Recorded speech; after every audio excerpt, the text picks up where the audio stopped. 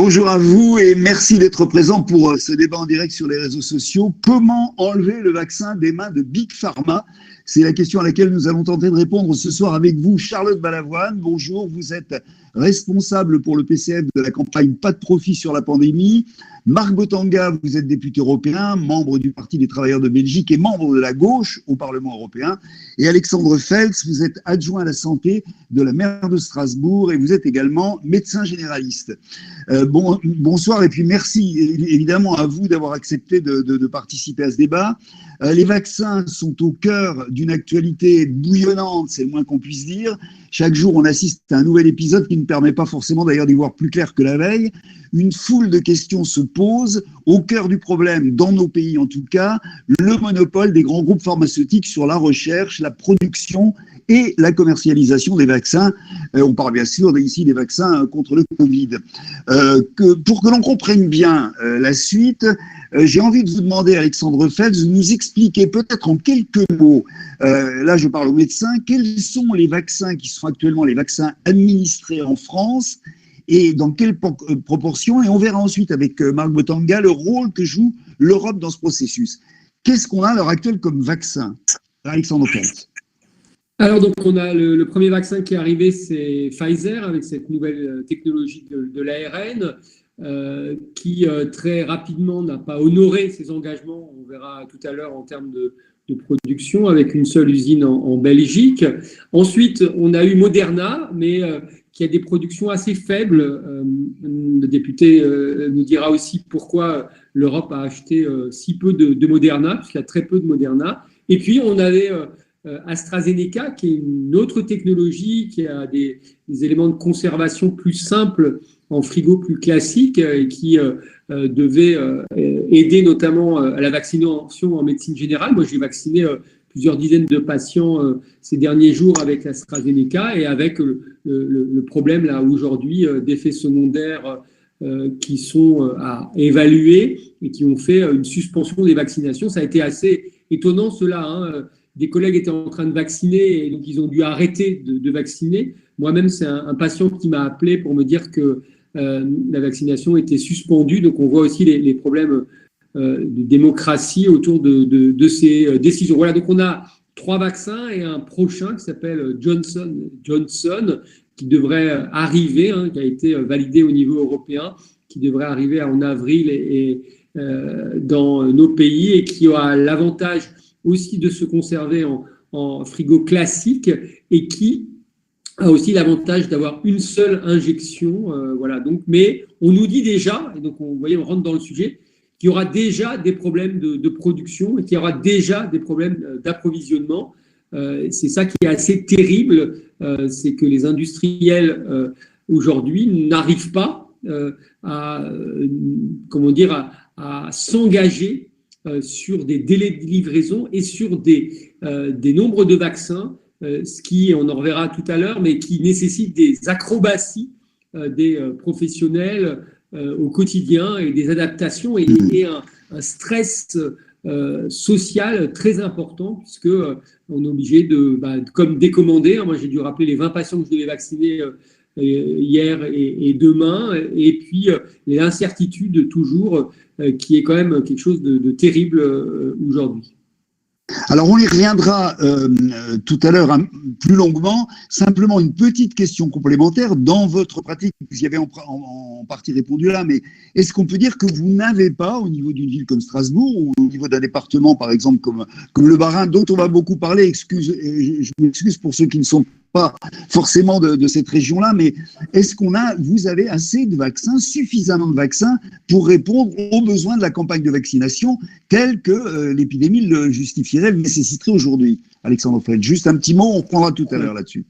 C'est encore pire que ça, parce que si on devait vacciner tous les gens qui auraient un bénéfice, on serait bien sûr dans des éléments encore plus importants. Là, on n'arrive même pas à vacciner les gens que le gouvernement veut qu'on vaccine, c'est-à-dire les plus de 75 ans, ceux de plus de 50 ans ayant des comorbidités, les soignants. On n'arrive pas, que ce soit dans les centres de vaccination comme Strasbourg, où on peut vacciner jusqu'à 3000 personnes par semaine, que ce soit dans les hôpitaux, que ce soit dans les cabinets, on ne peut pas répondre à la demande légitime de la population. Et on a tous des listes, soit de plusieurs dizaines dans les cabinets, soit de plusieurs centaines dans les petites structures, ou de plusieurs milliers comme dans les centres de vaccination municipales à un moment donné. Voilà, donc on n'arrive pas à répondre à la demande légitime.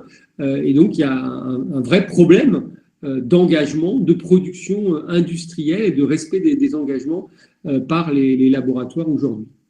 Alors, pour bien comprendre ce dont on va parler par la suite, je pense qu'il faut qu'on fasse un petit détour pour comprendre, j'allais dire presque techniquement, le chemin d'un vaccin, c'est-à-dire à l'heure actuelle, comment effectivement fonctionne la recherche, qui la paie, comment fonctionne la production, la commercialisation. Il faut qu'on essaie de bien expliquer comment fonctionne ce cheminement-là pour voir effectivement ensuite quelles seraient les solutions, en tous les cas les préconisations que vous faites par rapport à la situation actuelle. On va en parler avec vous, Charlotte Balavoine, et avec également Marc Botanga pour la partie européenne, enfin pour les deux, vous en parlez bien sûr. Charlotte Balavoine, est-ce que vous pouvez répondre à cette question ? Oui, ben, c'est d'ailleurs une des contradictions qu'il y a aujourd'hui, c'est que la majorité du vaccin est déjà financée par la recherche et par les fonds publics. Donc, et c'est pas uniquement ce vaccin, c'est l'ensemble des vaccins qui sont aujourd'hui conçus, pas uniquement sur la Covid, mais sur les autres et sur les médicaments aussi. Le problème qu'on a aujourd'hui, c'est que si on prend l'exemple de la France, la dotation à la recherche publique a baissé de 28% en 10 ans. Donc, de la recherche publique dans la recherche biomédicale. Donc, spécifiquement dans ce secteur, ça a baissé de 28% en 10 ans, alors que d'autres pays à côté, l'Allemagne par exemple, ou le Royaume-Uni, ont fait eux le choix d'augmenter leur recherche publique avec plus 11% pour l'Allemagne et plus 16% pour le Royaume-Uni.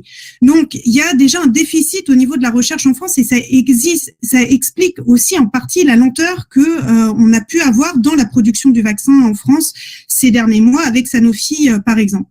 La deuxième chose, c'est que soit c'est financé par la recherche publique directement, donc par des instituts publics ou par des instituts à vocation non financière, comme c'est le cas de l'Institut Pasteur aujourd'hui, ou alors c'est financé par de la recherche privée, mais la recherche privée est aujourd'hui largement sponsorisée par ce qu'on appelle le crédit d'impôt recherche en France, qui est d'environ 6,5 milliards d'euros, qui correspond à l'ensemble du crédit impôt recherche, mais qui est aujourd'hui largement capté par les grandes entreprises pharmaceutiques multinationales. Sauf que le problème, il est là, c'est que vont chercher les entreprises pharmaceutiques multinationales? Elles vont pas forcément chercher les médicaments qui touchent le plus les gens ou qui sont les moins rentables. Elles vont chercher du profit à court terme et donc du coup la recherche dans laquelle elles vont investir, c'est du profit à court terme. Mais le problème en ce qui nous concerne sur la Covid aujourd'hui, c'est que ça a été largement financé par les fonds publics, par des subventions exceptionnelles également, donc par la recherche publique, par les efforts à la production et pour augmenter les efforts à la production et en partie pour la distribution des produits. Sauf que d'une part, on a donné ça sans contrepartie aux entreprises multinationales pharmaceutiques et je pense que Marc y reviendra. Mais d'autre part, on a un retard dès la ligne de départ en ce qui concerne la recherche française, puisque on a beaucoup parlé ces derniers mois de Sanofi et ces dernières semaines.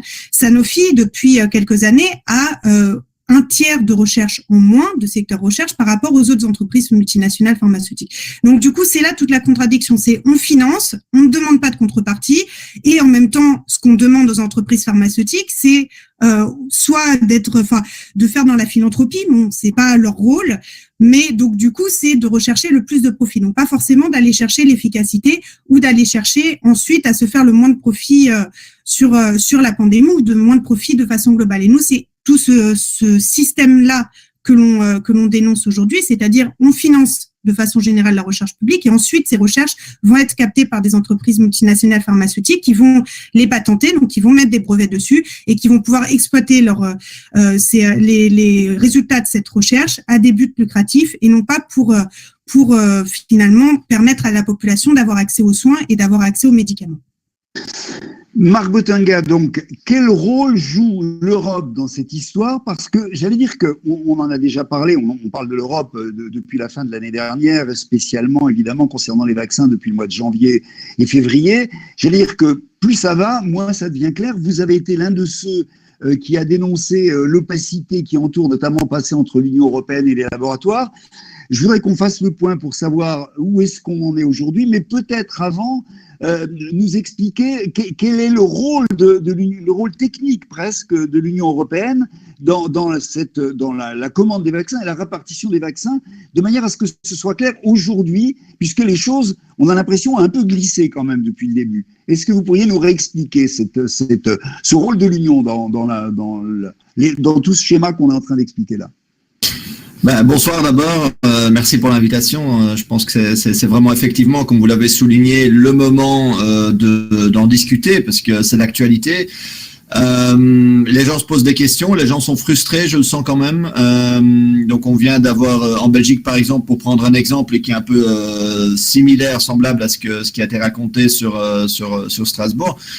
On est dans une situation où il y a des centres de vaccination qui doivent fermer des heures à l'avance, 5 heures à l'avance par exemple, parce qu'il y a une situation où il n'y a tout simplement pas assez de vaccins disponibles.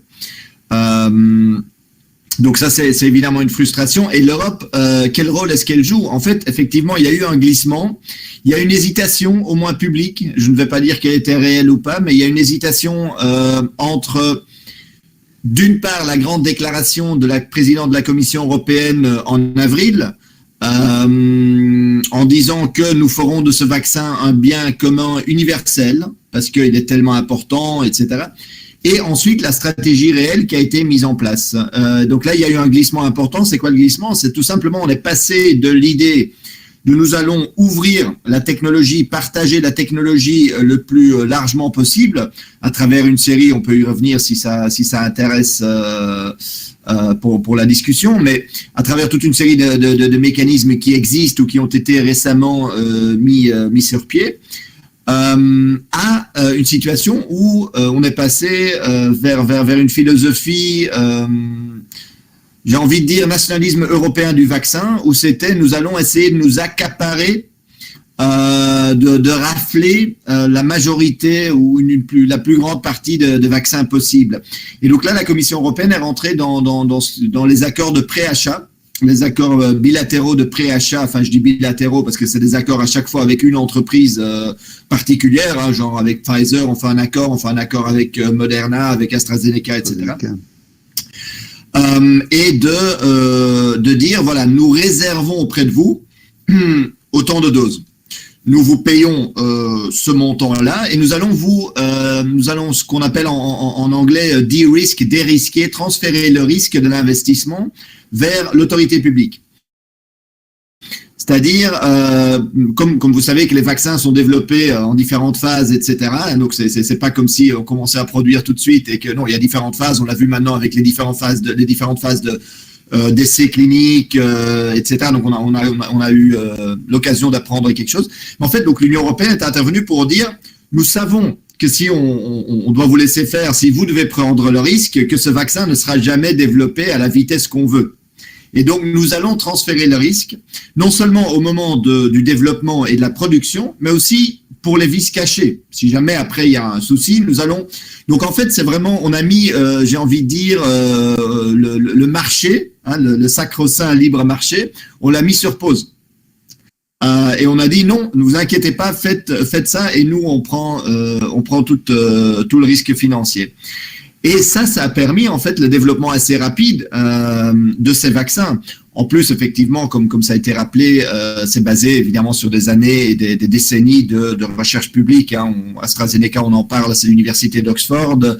Toute la nouvelle technologie du messager ARN a été développée à partir des années 60 déjà dans des universités américaines en premier lieu, financées ensuite par l'État allemand. Donc, le rôle ici, vraiment dans la crise, l'Union européenne a été celui-là. La question, c'est, et ça a été toute la polémique, et c'est toujours toute la polémique sur les contrats, c'est-à-dire quand on prend une série d'engagements dans les contrats, vous avez dit tout à l'heure que les entreprises ne respectent pas les délais de livraison, mais ce qui est intéressant, c'est qu'en fait, dans ces contrats, les délais de livraison les contrats qu'on a vus, donc on en a vu 3 pour l'instant, ne sont pas contraignants.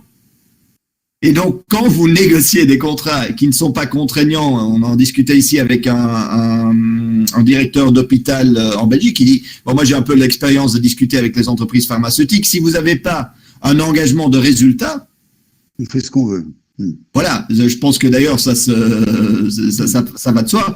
Et non seulement ça, donc non seulement on n'a pas les tableaux vraiment semaine par semaine ou 2 semaines par 2 semaines sur les livraisons qu'il nous faudrait, donc des engagements forts avec des pénalités éventuellement s'il y a pas, si les délais ne sont pas respectés, mais en plus on a laissé le droit de propriété intellectuelle, donc les brevets comme on dit, on les a laissés entièrement auprès de l'entreprise. C'est ça. Ce qui n'est pas, je veux quand même souligner, ce qui n'est pas au niveau européen une fatalité ou une normalité. Donc d'abord, le fait que ça soit dans le contrat montre qu'on a négocié dessus. Donc il y a une négociation, que c'est pas d'office que la propriété intellectuelle appartienne à l'entreprise. Et deuxièmement, je veux prendre l'exemple du programme spatial européen où les technologies développées par de l'argent public, avec de l'argent public, restent en grande partie par rapport à la propriété intellectuelle, propriété de la Commission européenne. Ce n'est pas le cas pour le programme de défense. Donc ici, on pourrait dire avec une boutade peut-être malvenue que les médicaments, clairement, ont été considérés comme des armes plutôt que comme un service public. Voilà, je m'en tiens là. J'espère que c'était un peu clair. Alors, bien sûr, mais simple petite question complémentaire. Alors, en janvier, je me souviens qu'on disait que la Commission européenne aurait commandé au total 2,3 milliards de doses, une quantité qui permettrait en gros de vacciner 5 fois la population européenne. Sur cette question-là, on en est où aujourd'hui? Ça s'est évaporé, cette question Non, ça c'est les précommandes. Donc les précommandes, je pense qu'entre-temps, on est sur 2,6 milliards, grosso modo. Mais vous savez, entre une précommande et une livraison, il y a de la marge. Et on savait déjà, et c'est pour ça qu'on a lancé en fait une campagne déjà en mai, juin de l'année passée, parce que il n'y a pas de miracle. On savait qu'aucune entreprise pharmaceutique n'avait les capacités productives ou la capacité productive pour fournir, pour livrer assez de vaccins pour, je dis pas le monde entier, mais même l'Europe. Ça, on le savait, tout le monde le savait. Il suffisait de regarder, les entreprises qui existent. On a parlé de l'entreprise, de l'usine Pfizer en Belgique qui fait un travail merveilleux. Enfin, les travailleurs sur place font un travail merveilleux, mais c'est une usine dans une petite ville, une ville moyenne belge qui, évidemment, vous savez très bien qu'après, ça ne peut pas fournir des vaccins pour le monde entier. Donc, après, il y a Pfizer, un autre centre aux États-Unis, mais ça s'arrête là. Maintenant, ils sont presque dans l'urgence en train de dire oui, on va agrandir notre production par des licences, etc. Mais en fait, il faut ouvrir et partager cette technologie pour que, déjà qu'on a 6 mois de retard ou 9 mois de retard par rapport à ça, si on le fait maintenant, on arrive à agrandir et à élargir le nombre d'entreprises qui peuvent produire de manière importante. Donc, il y a une urgence. Je pense que les témoignages qu'on a eus des patients, mais ce qu'on vit en Belgique, voilà, ça le prouve non seulement pour la frustration des gens, mais aussi par le fait que très basiquement, d'un point de vue médical, toutes ces variantes qui arrivent maintenant, plus le virus circule, plus le virus mute. C'est un peu la base. Et donc, plus tôt on arrive à en finir, plus aussi on sera sûr de l'efficacité des vaccins, etc., par rapport aux nouvelles formes du virus. Simplement, juste rapidement, vous aviez, je le disais tout à l'heure, dénoncé l'opacité au début des contrats qui étaient passés entre l'Union européenne et les laboratoires. Là, vous êtes en train de dire que vous avez eu quand même un peu plus accès à ces contrats, en nous expliquant un petit peu ce qu'il y a dedans. C'est toujours aussi difficile ou vous arrivez quand même à obtenir, vous, députés, c'est la question de la démocratie aussi, dont on parle, vous parvenez à obtenir d'aller consulter ces documents, ces contrats qui ont été passés?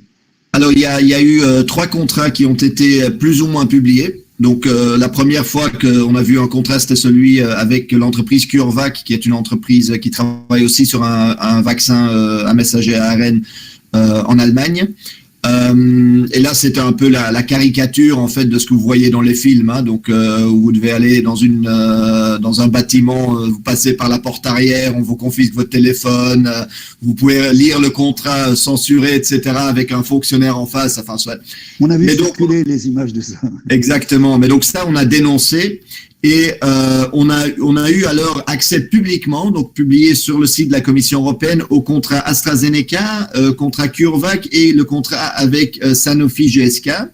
en version ce qu'on appelle rédigée, c'est-à-dire censurée, sauf le contrat d'AstraZeneca qui par une fortuité, un bonheur exceptionnel, est tombé d'un camion, comme on aurait dit, et a été publié entièrement sans censure. Donc celui-là, il circule, etc. Mais c'est pas par une volonté de transparence, pour répondre à votre question. Et sur les contrats Moderna ou Pfizer, on n'a toujours rien. Tandis que, je le rappelle, aux États-Unis, les contrats Moderna sont en grande partie publiés. Hein. Donc on est moins transparent que les États-Unis. Alexandre Feltz, vous l'avez évoqué tout à l'heure. Je voudrais qu'on y revienne un tout petit peu plus en détail par rapport à ce que disait Marc Botonga sur les nouveaux variants, etc. En quoi la vitesse joue un rôle, la vitesse de mettre à disposition les vaccins en quantité suffisante pour que vous puissiez vacciner, comme vous nous l'avez dit tout à l'heure, en quoi ça joue un rôle stratégique, j'allais dire, dans la lutte contre la pandémie à l'heure actuelle, notamment par rapport à ces variants dont on parle encore depuis quelques jours maintenant d'un nouveau variant qui a été découvert en Bretagne, à l'hôpital de Lannion, qui ne serait pas couvert éventuellement par les vaccins actuellement disponibles. En quoi justement il y a une course de vitesse qui est engagée? Est-ce que c'est vrai? Est-ce qu'il y a une course de vitesse engagée ou pas? Oui, et c'est ça qui est pour un responsable politique comme moi et un médecin insupportable, hein. C'est que aujourd'hui, par exemple, dans les EHPAD qu'on a pu vacciner à 90%, il y a quasi plus d'hospitalisation et quasi plus de décès. Donc on voit l'efficacité que pourrait avoir une vaccination massive de la population. Et donc c'est tout à fait ça. Ce virus, comme les virus, il se réplique tout le temps. Quand il se réplique, il mute. Et donc, plus il se transmet, plus il se développe, plus il mute, quoi. Donc là, on lui laisse une chance, si vous voulez. Hein. Et donc, c'est quelque chose quand même, je trouve qu'on n'en a pas assez parlé, même si, bien sûr, j'ai lu les différents articles, hein, qu'on n'ait pas mis de contraintes en termes de production aux industriels. Et quelque chose d'assez incroyable. Je suis très content qui est une usine en Belgique, mais pourquoi il n'y en a pas ailleurs, quoi? Je veux dire, on sait que ce vaccin existe depuis 1 an, le Pfizer existe depuis 1 an, donc on a le temps quand même en 1 an d'arriver à créer d'autres usines et à investir d'autres champs. On voit bien que dans d'autres éléments de consommation, on arrive à produire massivement des engrais, des éléments chimiques qui ne sont pas d'ailleurs très bonnes pour notre santé, mais qui sont déversées, hein, comme le plastique, dans nos pays. Donc, c'est là où il y a quelque chose qui est insupportable, de dire que, en plus, il y a eu un préachat, en plus, il y a eu un contrat qui n'engage à quasi rien, que les industriels n'aient pas investi très fortement avec d'autres industriels pour pouvoir produire massivement, et quelque chose qui est vraiment insupportable médicalement et politiquement. Et donc, oui, bien sûr, aujourd'hui, on a une course aux variants. Il ne faut pas laisser ce virus se répliquer. Mais là, je voudrais peut-être qu'on parle, bien sûr, on parle de la France, on parle de la Belgique, mais on parle de tous les pays qui n'ont pas pu acheter ces vaccins. Et il y a un cynisme quand même absolu aujourd'hui, que c'est les pays qui ont acheté le plus cher et en direct, c'est-à-dire Israël, le Royaume-Uni, les États-Unis, qui ont donc du coup été vraiment au summum de la lutte, on va dire, capitalistique, hein, puisqu'ils ont engagé des fonds très importants qui arrivent à vacciner leur population avec une vision qui n'est bien sûr pas une vision mondiale, hein, mais qui est une vision refermée sur les pays. Et ça, en plus, même d'un point de vue épidémiologique, ça pose problème, puisque ailleurs où la vaccination est encore moins importante, dans les pays dits en voie de développement, on va aussi avoir des développements de variants qui vont venir dans nos pays dits riches. On en parlera tout à l'heure, évidemment, du contexte international qui est évidemment central dans la question. Je reviens à vous, Charlotte Balavoine. Les brevets, lever les brevets, est-ce que ça peut permettre à l'heure actuelle d'augmenter la production de vaccins? Est-ce que vous pourriez nous expliquer comment ça peut fonctionner et comment on peut répondre à cette question?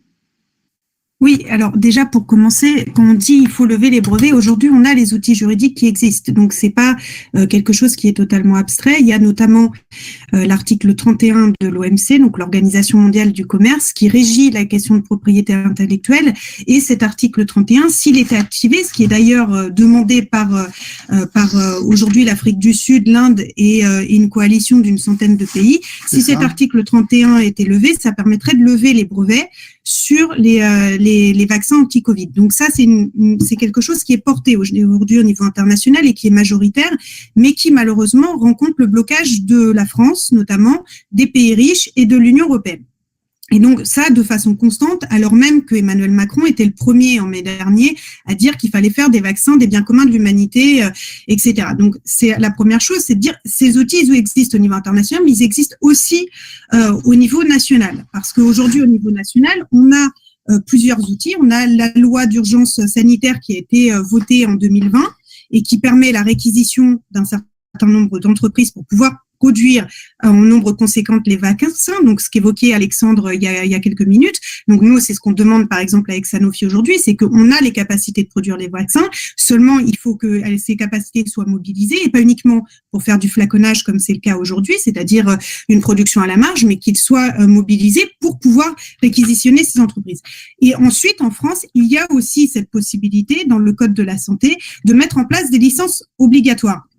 Et des licences d'office, c'est-à-dire de dire maintenant c'est une question de santé publique et donc il faut que la France puisse avoir accès à la formule du vaccin pour pouvoir les produire. Donc ça c'est possible aussi au niveau français de le faire. Donc nous ce que l'on c'est l'activation de ces lois-là et au niveau national et évidemment au niveau international, européen et international.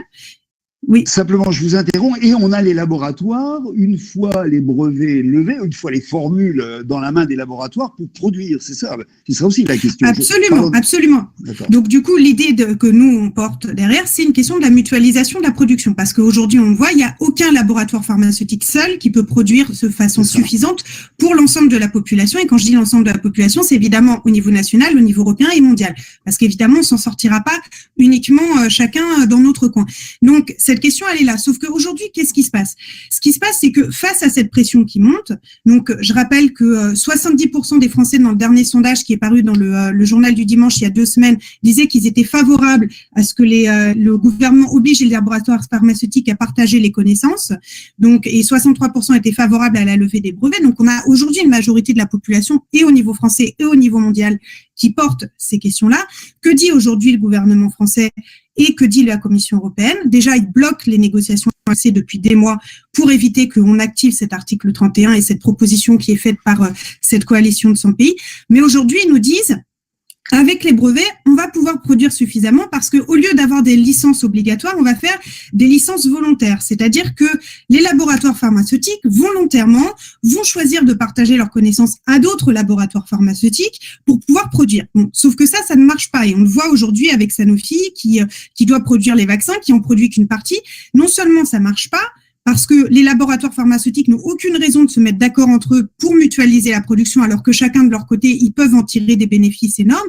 Mais en plus, quand bien même on les obligerait à le faire, à se mettre d'accord entre eux, eh bien, ce qu'ils mettront derrière en place, c'est des prix exorbitants. Et donc, au final, on serait encore obligé de payer des sommes astronomiques pour pouvoir se faire vacciner. Sauf que nous, on peut le faire au niveau européen. C'est pas forcément le cas de l'ensemble des pays, effectivement. Et aujourd'hui, ce que l'on constate, c'est que il y a plus de 70 pays qui n'ont pas commencé la vaccination et un habitant sur 10 dans les pays les plus pauvres pourrait ne pas avoir accès au vaccin dans le courant de l'année 2021. Alors bon, on peut dire, nous, avec les délais de livraison, on pourrait aussi attendre encore pour une bonne partie de la population. Mais ça pose aussi la question de combien de fois il va falloir faire le vaccin parce qu'évidemment, ça a une durée limitée dans le temps. Et donc, si aujourd'hui, on ne peut pas se faire vacciner, on aura beau avoir fait vacciner une partie de la population, si l'ensemble de la population, en tout cas des gens qui veulent avoir accès au vaccin, n'y ont pas accès, eh bien, ça voudra dire d'ici 6 mois, d'ici 9 mois, enfin, le temps de durée de ce vaccin, il va falloir tout recommencer. Et donc là, on rentre dans le débat de, au final, est-ce qu'on est en train de lutter pour sortir de cette pandémie ou est-ce qu'on est en train de lutter pour que les laboratoires pharmaceutiques se fassent un maximum de fric? Donc c'est là toute la question. Marc Botenga, au niveau européen, par exemple au niveau du Parlement européen, est-ce que ce débat est abordé? Il l'a été un peu, est-ce qu'il l'est sérieusement? Est-ce que vous sentez un courant qui va dans le sens de ce qu'on est en train de dire là?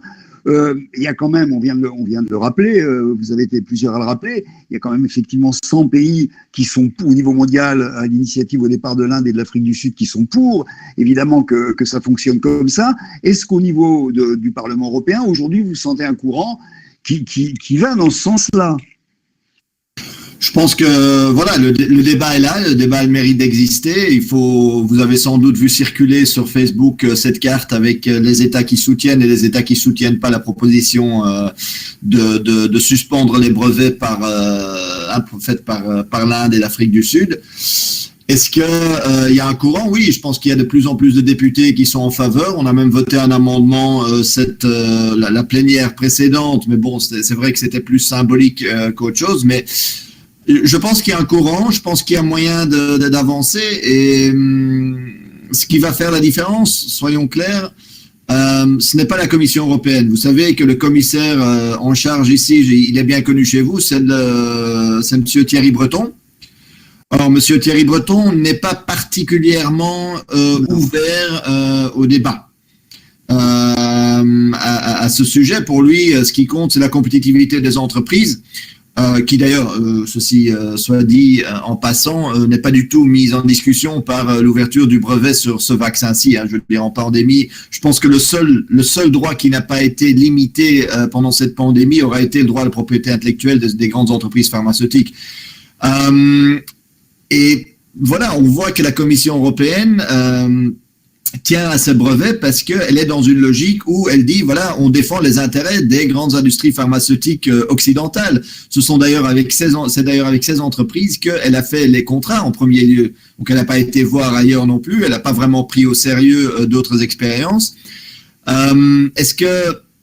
C'est quoi son argument au-delà de la compétitivité? Il y a deux arguments importants, je pense. Tout d'abord, celui que vous avez abordé, qui est celui de la capacité productive, en disant on aimerait bien, mais il n'y a personne qui peut produire ailleurs, c'est juste pas possible. Ça prendrait trop de temps, ça ne change rien. Tout d'abord, le fait que ça prenne du temps, c'est plutôt un argument pour le faire hier plutôt qu'aujourd'hui, me souhaite. Mais deuxièmement, c'est absolument faux. Vous avez parlé de la France, mais il y a Oxfam a estimé sur base de chiffres d'UNICEF qu'on utilise actuellement que 43% de la capacité productive. On a eu trois sites identifiés par Associated Press, même au Bangladesh. Il y a d'autres professeurs américains qui ont identifié l'Institut Pasteur au Sénégal qui pourrait le faire. Donc, voilà, l'idée que ça ne puisse pas être produit ailleurs que dans un village flamand au nord de la Belgique est vraiment faux.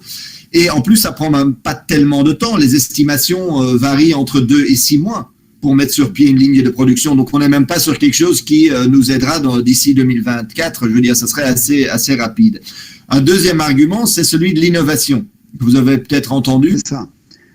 Mais si jamais nous levons le brevet, plus jamais ces entreprises pharmaceutiques, à la prochaine pandémie, j'ai eu le débat récemment à la télévision belge, où j'avais un député de droite en face de moi qui me disait mais plus jamais les entreprises pharmaceutiques, à la prochaine pandémie, elles nous laisseront tomber. C'est ça. Tout d'abord, ça en dit long sur leur responsabilité sociale. Vous imaginez en pandémie qu'elles disent non, mais ça ne nous intéresse pas, crever. Déjà, je trouve que le chantage ou le modèle est quand même discutable.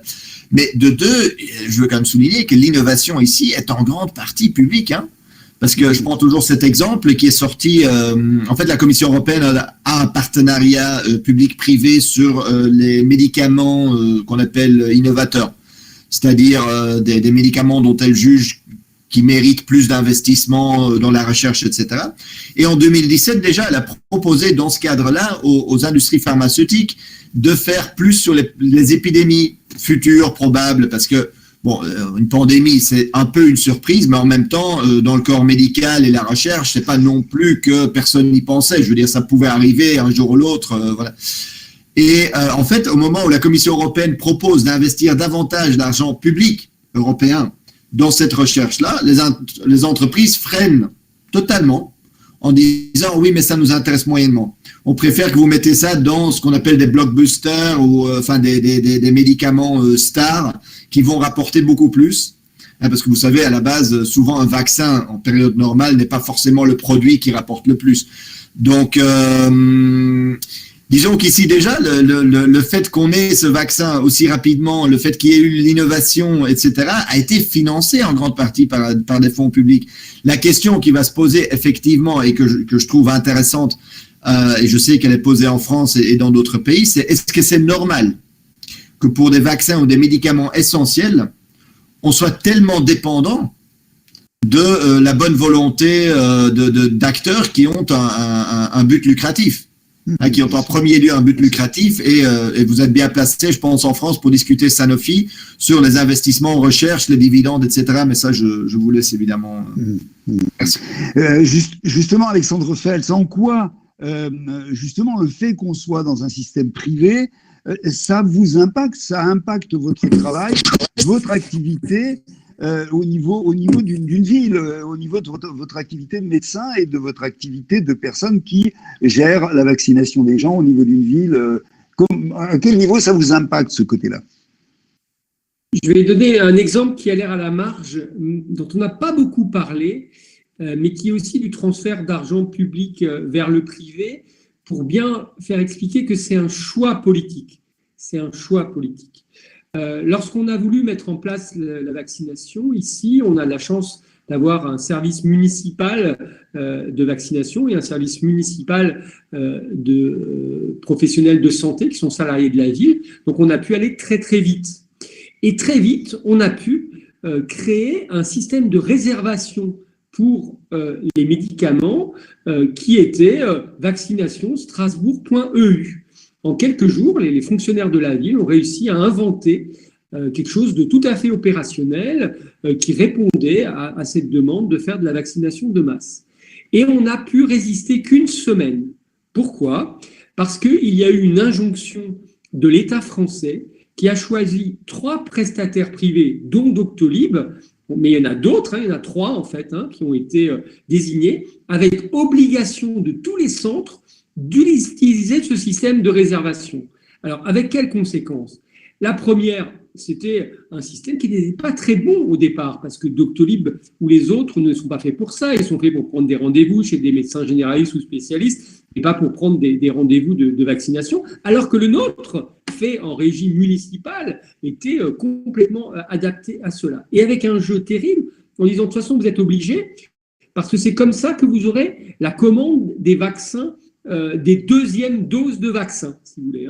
Et donc, du coup, l'État, sans appel d'offres, a choisi 3 prestataires privés pour organiser sur le territoire, et donc avec un transfert d'argent, puisque c'est gratuit pour les différents centres, sans appel d'offres et sans pouvoir développer. Je ne vois pas pourquoi, si Strasbourg peut faire vaccination strasbourg.eu, on ne peut pas faire vaccination france.eu quand même, c'est pas possible. Vous voyez ? Donc c'est un vrai choix politique, cela, de ne pas mettre en œuvre un système qui soit public et de transférer cet argent et ces moyens dans un système de réservation privés qui, du coup, ont des coordonnées de quasi tous les Français de plus de 75 ans, de toutes les personnes en EHPAD, je ne sais pas si vous voyez, aujourd'hui, leur âge, leur numéro de téléphone et aussi leur numéro d'immatriculation sécurité sociale. On n'en a pas parlé, mais c'est la même logique, si vous voulez, aujourd'hui. Et en plus, on dit toujours que le privé, c'est plus efficace que le public. Or là, clairement, les systèmes qu'on avait mis en place étaient beaucoup plus adaptés et efficaces que cela. Donc, c'est vrai que ça nous impacte très fortement, on l'a redit, mais il faut le dire, c'est-à-dire que cette manque d'engagement et de responsabilité des entreprises pharmaceutiques font que, tout d'un coup, on doit rappeler 500 personnes en disant on n'a plus de vaccin, on vous redonne un autre rendez-vous. Ou là, aujourd'hui, on vient d'avoir un peu de Pfizer et puis on peut enfin vacciner avec 7 vaccins avec un flacon. Vous savez, enfin, on a des seringues qui font cela. L'État nous dit d'ailleurs que ça peut ne pas durer. Comment on peut de nouveau être à nouveau peut-être dans la pénurie de seringues qui font 7 ? Donc, du coup, là, maintenant, on rappelle, la plateforme municipale rappelle des centaines de gens Parce que là, dans 2-3 jours, on a 100 vaccins à faire en plus. Vous voyez, donc c'est terrible. Alors, heureusement, les collectivités territoriales s'adaptent, s'engagent, mais on est tout le temps en train d'être dans des injonctions paradoxales et on dépend vraiment complètement du bon vouloir de choses d'ailleurs qu'on ne maîtrise pas, quoi. On ne nous dit pas pourquoi tout d'un coup, là, il n'y a plus d'AstraZeneca ou il y a un peu de Moderna, après il n'y a pas de Pfizer. On entend que peut-être qu'il y a des choses qui se bloquent, que les Anglais et les Américains ne veulent pas de transfert, mais on ne sait pas. Donc, il n'y a vraiment aucune transparence et que l'Europe n'ait pas réussi dans les contrats à au moins demander aux laboratoires d'avoir la transparence sur cela. On pourrait comprendre pourquoi il manque d'un ingrédient, il y a un problème de machine, il y a un problème de surface. On est capable d'entendre cela et on ne sait pas. Donc, dans chaque territoire, c'est comme ça. Chaque semaine, on nous dit, il y en a, il n'y en a pas. Et donc, adapter, voyez avec la population comment vous faites. Alors, un petit point de détail, mais j'en parle parce qu'on en a entendu sur ce sujet-là. Ça a été un point de communication du gouvernement les jours précédents. À partir de maintenant, tout le monde, de nouvelles professions peuvent vacciner, vont avoir le droit de vacciner. Les pompiers de Marseille se sont payés une renommée nationale en étant en plus les premiers à damner le pion au président de la République en arrêtant la vaccination de AstraZeneca. En dehors de ça, alors, vraie ou fausse question, parce qu'on a entendu parler de ça comme si, d'une certaine manière, on n'avait pas assez de personnel en France pour vacciner, pour donner les doses qu'il fallait. Il y a assez de personnel, depuis le départ, on sait qu'il y a assez de personnel pour vacciner au rythme qu'il faudrait pour répondre aux besoins de la pandémie.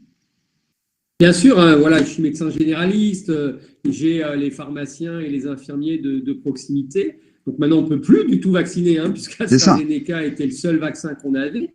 Alors, même si on vaccine, moi je vaccine 20 ou 30 personnes par semaine, multiplié par le nombre de médecins généralistes, de pharmaciens, voilà, ça fait des éléments énormes. Mais on a été restreint, on avait juste un flacon ou deux d'AstraZeneca par semaine. Et donc, du coup, là, c'est vraiment du détournement, quoi. La question n'est pas d'avoir des gens pour injecter, la question, elle est juste d'avoir des flacons de vaccins. Je reviens à vous, Charlotte Balavoine. Revenons à la question internationale. On va y revenir sur plusieurs angles. Est-ce que aujourd'hui, il semble en tout cas qu'aujourd'hui ce soit le bon angle pour tenter de faire évoluer la situation, parce qu'on est ici pour parler aussi de la manière dont ça peut changer.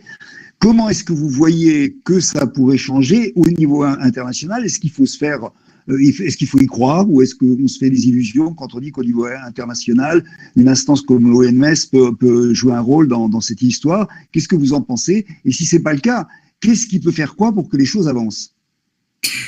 Déjà, la première chose, c'est que je pense qu'on ne sortira pas de cette crise si on n'a pas, à un moment donné, une réponse au niveau international et mondial, justement.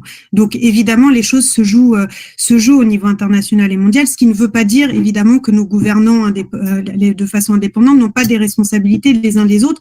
Et je pense que le gouvernement français a quand même une lourde responsabilité, y compris dans les prises de position de l'Union européenne, dans les enceintes internationales aujourd'hui. Donc ça, c'est la première chose. Ce qui est extrêmement important, c'est que, justement, au niveau international, on est en train de gagner cette bataille. Enfin, et c'est ça dont il faut se rendre compte aujourd'hui, c'est que on a de plus en plus d'institutions. On parlait de population avant, on parlait de pays, mais on a de plus en plus d'institutions qui se positionnent de façon très claire sur le fait de faire du vaccin un bien commun d'humanité. Donc, on a évoqué le Parlement européen. D'ailleurs, petite parenthèse, l'amendement qui a été voté la semaine dernière, les députés macronistes et les républicains se sont abstenus dessus et le Rassemblement national a voté contre. Faire du vaccin un bien commun de l'humanité. Donc, comme quoi, on retrouve quand même ici un clivage gauche-droite très clair avec au final une extrême droite qui fait le jeu des multinationales pharmaceutiques. Donc ça, c'est pour la parenthèse. Mais aujourd'hui, dans les institutions internationales, on a l'OMS qui a pris position, donc l'Organisation mondiale de la santé qui a pris position de façon très claire pour faire du vaccin un bien commun de l'humanité et pour soutenir l'initiative de l'Inde et de l'Afrique du Sud. On a également l'UNESCO qui a pris position de façon très claire aussi par rapport à ça. Et on a c'est puisqu'on est à Strasbourg, là on a le Conseil de l'Europe qui aussi a fait adopter une motion disant qu'il fallait faire du vaccin un bien commun de l'humanité et donc lever les brevets sur ça. Donc aujourd'hui, on est en train de gagner cette bataille-là, en tout cas dans l'opinion publique au niveau international. C'est bien pour ça que, y compris Emmanuel Macron, est obligé de nous faire une pirouette et un numéro pour dire qu'il va avancer vers quelque chose, mais que ça sera pas la levée des brevets, ça sera encore une fois les licences, les licences si les entreprises le veulent. Et quelque chose à l'amiable. Bon, et l'autre facteur aussi aujourd'hui, c'est qu'il y a des pays qui sont en train de produire des vaccins de façon indépendante des laboratoires pharmaceutiques. Et donc là aussi, on a une question à se poser. Quand Cuba nous annonce qu'ils vont produire 100 millions de doses de vaccins dans l'année et que ces vaccins ne seront pas soumis aux entreprises multinationales pharmaceutiques. Bon, déjà, on a une première question à se poser, c'est comment un petit pays de 11 millions d'habitants au fin fond de l'Amérique latine qui est soumis à un blocus arrive à faire mieux que la France. Donc déjà, je pense qu'on a aussi des questions à se poser par rapport à ça. Mais pourquoi aujourd'hui l'Union européenne ne demande pas à traiter aussi avec les autres vaccins qui existent et pas uniquement ceux qui sont issus des multinationales pharmaceutiques? Et donc nous, ce que l'on demande, c'est que le gouvernement français et l'Union européenne puissent aujourd'hui discuter avec les vaccins chinois qui existent, le vaccin russe et le vaccin français. Donc le vaccin russe, c'est apparemment en doute, mais en tout cas qu'on puisse discuter et que l'on puisse voir à partir de ce moment-là quels sont les vaccins les plus efficaces et comment faire pour faire en sorte qu'ils soient produits et accessibles à tous. Encore une fois, pas uniquement en France ou au niveau de l'Union européenne, mais à l'échelle mondiale. Et donc c'est là aussi que, en dehors des questions de licence d'office ou licence obligatoire, on a une question de façon globale. Et c'est un petit peu ce qu'évoquait Alexandre tantôt. On a une question globale qui est de comment, à un moment donné, l'argent public nous permet d'avoir un véritable pôle public du médicament et des vaccins. Et nous, c'est la proposition, en tout cas, que l'on porte au PCF, mais depuis maintenant des années, ça fait plus de 20 ans qu'on a cette proposition-ci, qui est de dire il faut aujourd'hui créer un pôle public du médicament auquel seraient intégrés les vaccins, évidemment, au niveau national, au niveau européen et au niveau mondial. Et pour ça, il faut qu'on ait des instituts qui non seulement financent la recherche publique, mais financent aujourd'hui la production et la distribution de médicaments et de vaccins pour éviter que la situation dans laquelle on se retrouve actuellement ne se reproduise. Et c'est finalement la meilleure réponse à apporter, y compris à l'argumentaire libéral de oui, mais les entreprises ne voudront plus produire si aujourd'hui on leur enlève les brevets, mais faisons en sorte que demain, les brevets ne soient plus dans les mains des entreprises pour qu'on puisse vraiment répondre de façon urgente lorsqu'il y a une pandémie ou lorsqu'il y a des maladies comme celle qu'on est en train de traverser aujourd'hui. Marc Botinga, cette idée d'un pôle public du médicament à l'échelle européenne, ça vous paraît être une idée, même chose, est-ce que c'est une idée qui est discutée, est-ce que c'est une idée qui avance à l'occasion de cette pandémie? Comment voyez les choses? Vous savez, par rapport aux idées qui avancent dans cette pandémie, j'ai envie de dire deux choses. Tout d'abord,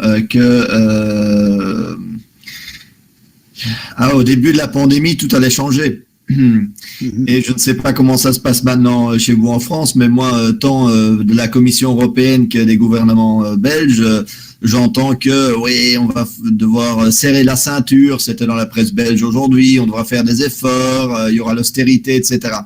Donc, si on fait confiance à ceux qui nous gouvernent, je suis assez sûr qu'on va juste retomber dans les mêmes recettes d'il y a un an, il y a 10 ans. Ceci étant dit, et ça c'est le deuxième aspect que je veux aborder, c'est qu'évidemment cette pandémie ouvre une fenêtre énorme, une fenêtre d'opportunité pour nous, parce que on a vu la destruction, je sais en France, de l'hôpital public, mais aussi des soins de santé partout, du service public qui nous a été répété comme le petit refrain qui était la seule solution à tout. Mais on a vu les effets en mars, en avril, on les voit toujours aujourd'hui. On le savait avant, ceux qui suivaient un peu, mais je veux dire, ça a été tellement clair qu'on manquait de moyens et que toutes ces personnes qui avaient lutté pendant des années en demandant, en revendiquant des moyens avaient raison. Qu'aujourd'hui, on doit utiliser, je trouve, cette fenêtre et cette possibilité cette conscience pour avancer. On le voit au niveau mondial, on le voit aussi au niveau européen. J'ai vu que dans des documents de la Commission européenne, il y a eu maintenant, il y a des ouvertures par rapport à la licence d'office, par rapport à une coopération publique-publique, Vous voyez, donc il y a des ouvertures. Maintenant, je vous promets tout de suite que s'il n'y a pas la pression qu'on mette, ça restera quelque part une phrase dans un document et ça va disparaître. Mais le fait que ça soit maintenant incorporé dans certains documents politiques écrits et rédigés par la Commission européenne montre que même là, voilà, il y a une conscience, sinon du fait que ça peut être important, au moins du fait que les gens le demandent. Que les gens ont vu que ce public-privé, en fait, c'est surtout du privé-privé où on finance, et que c'était quoi, 63 fois que la Commission européenne a demandé aux États de couper dans les soins de santé publique, que c'est un désastre. Et donc, je trouve qu'il y a à la fois à éviter la naïveté de dire mais tout changera pour le mieux automatiquement, parce que s'ils peuvent, ils vont continuer comme avant. Et l'optimisme de pouvoir dire non, mais nous pouvons avancer parce qu'il y a une véritable ouverture à condition qu'on crée le rapport de force. Et donc ça c'est un peu, comment dire, cette dualité que j'ai envie de porter. Alexandre Fels, quel est l'état d'esprit, entre guillemets, des milieux médicaux par rapport à ces questions dont on parle là? Est-ce que vous sentez, vous, une prise de conscience dans ces milieux-là, ou comment vous voyez les choses? Alors c'est contrasté dans les milieux médicaux. Donc, chez les médecins généralistes, il y a, on va dire, une culture quand même de la santé publique très importante. Aussi, des questions, on n'a pas parlé d'inégalité sociale d'accès au vaccin. Il faut savoir que l'épidémie aggrave ces inégalités sociales et que c'est les personnes qui ont le plus facilement accès à Internet ou qui répondent le plus vite qui ont été vaccinées là, dans les premiers temps. Moi, j'ai essayé, bien sûr, d'aller dans les quartiers populaires avec les maisons de santé, avec les collègues pour aller vacciner. Mais le quasi-monopole de Doctolib et des autres a fait que c'est plutôt des gens favorisés qui ont été vaccinés au départ. Et donc ça, c'est quelque chose auquel les médecins sont très sensibles parce qu'ils connaissent les gens en vulnérabilité. Et de mettre en place des plateformes comme ça, Internet, ça lisse tout cela, puisque les médecins n'ont pas pu inscrire leurs patients les plus vulnérables. Ça a été une course, premier arrivé, premier servi. Donc ça, c'est le premier élément. Le deuxième, clairement, les médecins, je prends maintenant en conscience du fait qu'il n'est plus possible d'externaliser et de mondialiser la production des biens de santé. Je pense qu'ils n'avaient pas en tout cas pour la plupart, cette conscience, mais ils ont été très surpris du fait qu'on ne pouvait pas les protéger par les masques. Vous vous rappelez, ils ont été très surpris qu'on a envoyé, peut-être pas en Belgique, mais en France, des sacs poubelles découpés pour protéger les médecins parce qu'il n'y avait pas de blouse. Comment est-ce possible? Ils ont été très surpris qu'un pays comme la France n'ait pas assez de réactifs pour tester, puisque de mars à avril, moi j'ai vu des dizaines, des centaines de personnes qui, je pense, avaient le Covid. Je n'ai jamais pu les tester. Ils ont été quand même très, très surpris du fait qu'il a failli manquer de médicaments essentiels à l'hôpital en réanimation. Pourquoi? Parce que tout est externalisé en Chine ou ailleurs, des biens de santé. Macron aussi nous avait dit qu'il allait relocaliser cela. Les masques chirurgicaux, je ne suis pas sûr qu'ils soient fabriqués en France aujourd'hui.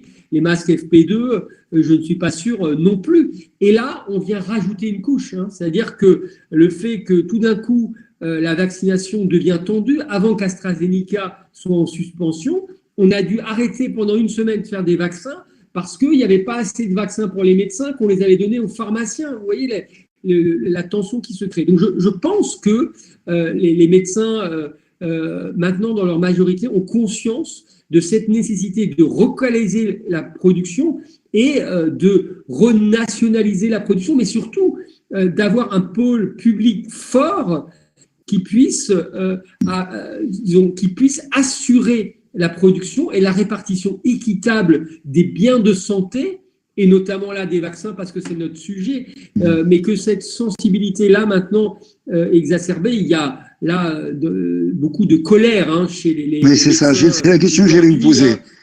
Et lassitude. Imaginez, vous êtes en train de vacciner aussi, là, que tout d'un coup, le président de la République suspende ça un lundi après-midi alors qu'on est en train de vacciner, qu'on a organisé les choses.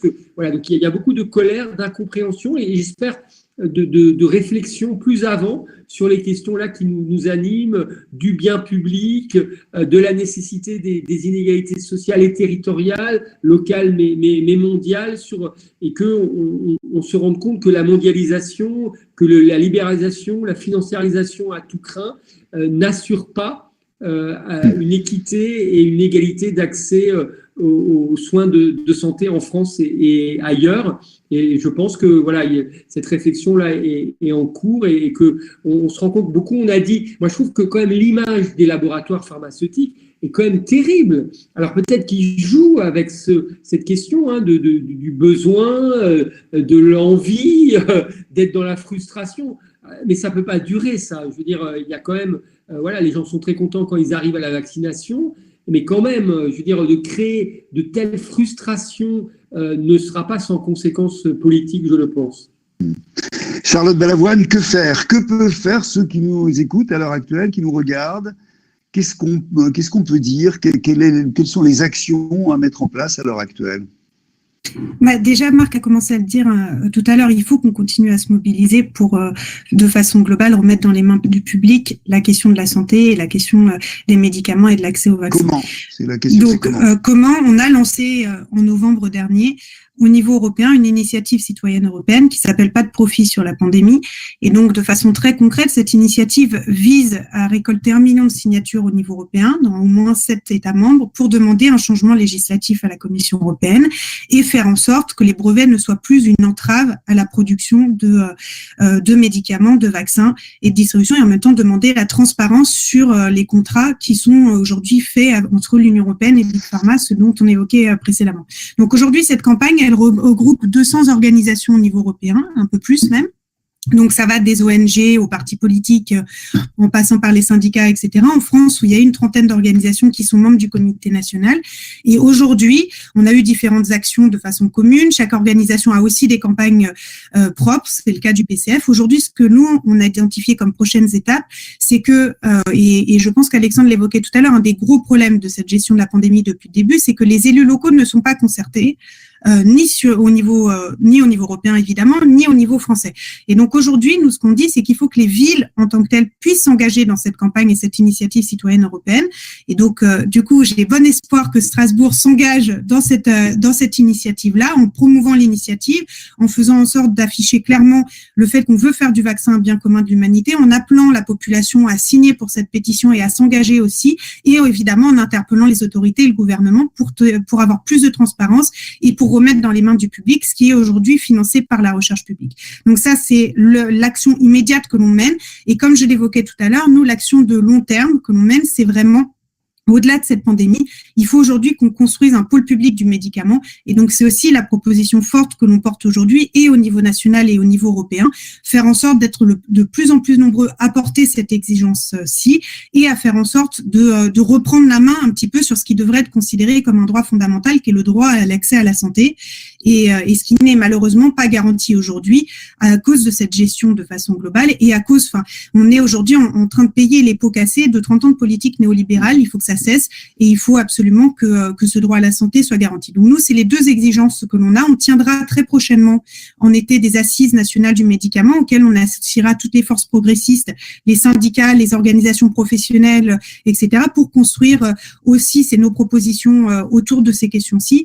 Mais là, aujourd'hui, en tout cas pour nous au niveau européen, l'urgence, l'important, c'est qu'on se mobilise tous ensemble pour justement faire vivre cette campagne européenne et faire en sorte de faire monter la pression et de faire monter le rapport de force à l'échelle européenne. Marc Boitenga, même chose pour vous. Quelle action urgente? Qu'est-ce qu'il faut faire? Ce sera la dernière question de la soirée.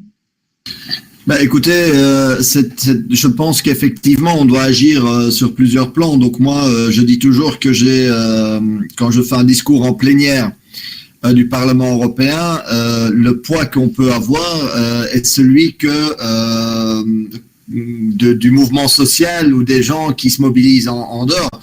Vous savez, vous connaissez mieux que moi Thierry Breton. Si on est face à Thierry Breton, il ne va pas vous écouter, il va à peine daigner vous répondre.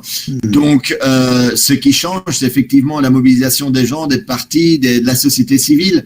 Je veux dire, moi, je suis quand même vraiment très impressionné par le mouvement qui est en train de naître autour de cette initiative citoyenne, parce que vous voyez, c'est vraiment une initiative législative. Donc, on a beaucoup de pétitions, etc., qui sont intéressantes et que je partage, que je trouve importantes. Mais ici, l'idée est vraiment de dire à la Commission européenne, commencez à écouter un peu les gens et pas que le lobby pharmaceutique. Et je trouve que c'est important parce qu'au niveau européen, le lobby pharmaceutique est extrêmement bien organisé et pèse très lourd. Il pèse tellement lourd que l'Union européenne, et je vais finir sur ça, ose aujourd'hui aller dans des négociations au niveau mondial et dire ouvertement, pour nous, les profits des entreprises pharmaceutiques sont plus importants que de partager la technologie face à une coalition de 100 pays. Vous imaginez, et après on accuse, je ne sais pas, d'autres pays qui partagent leurs vaccins de diplomatie du vaccin. Mais donc, on en est à ce point-là. Donc, je trouve que l'influence des lobbies pharmaceutiques sur la Commission européenne est extrêmement importante. Et face à cela, on a besoin d'un rapport de force et d'une mobilisation, et que ça soit au niveau des villes, que ça soit au niveau de la société civile, des syndicats, des partis, tout ça, moi j'encourage, je soutiens pleinement. Le rôle des villes, Alexandre Feld, c'est important, la cité Strasbourg. Oui, moi, bien sûr, c'est très important de relayer cela, de voir les réalités concrètes, parce que moi je vois au quotidien les effets de cette mondialisation et surtout le fait de ces non-engagements des laboratoires et la difficulté que ça fait au niveau d'une ville. Moi, je voudrais finir sur une note un peu positive.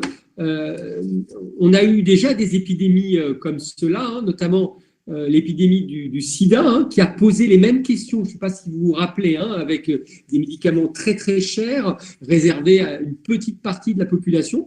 Et on a réussi, avec les licences obligatoires, alors qu'on nous avait dit que ce n'était pas possible, à s'engager plus avant et à permettre notamment aux nombreux pays africains qui restent très touchés, qui avaient eu des millions de décès, à s'engager autour de ces questions. Donc, on a réussi ce rapport de force, bien sûr partiel, très partiel, mais quand même. Alors, ça a mis 10 ans. On n'a pas 10 ans. Voilà, là, il faut que dans les mois qui viennent, on puisse avancer sur cela. Mais la note d'espoir, c'est que voilà, on peut y arriver.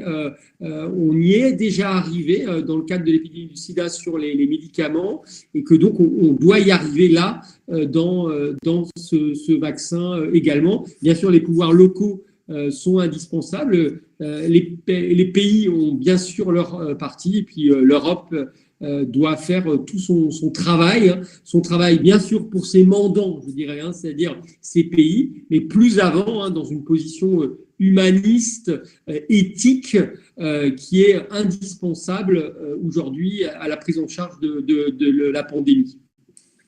Merci beaucoup à vous trois pour la participation à ce débat où on a appris énormément de choses très précises, très claires et indiscutables. Vraiment, je trouve que c'est extrêmement important dans la cacophonie de l'information ou des communications qui circulent à l'heure actuelle venant de partout, bien entendu, sur ces questions qu'on vient d'aborder. Merci à vous. Merci également à Aurélien Bonarel qui nous a aidé à la préparation et à l'organisation de cette rencontre. Merci à Thibaut Affagar qui a réalisé ce rendez-vous sur les réseaux sociaux. N'hésitez pas, vous qui nous avez écoutés, à relayer ce débat sur les réseaux si vous intéressez, bien sûr. Bonne fin de soirée à vous tous et à vous toutes. Et à la prochaine rencontre, bien sûr. Merci à vous. Au revoir. Merci. Au revoir.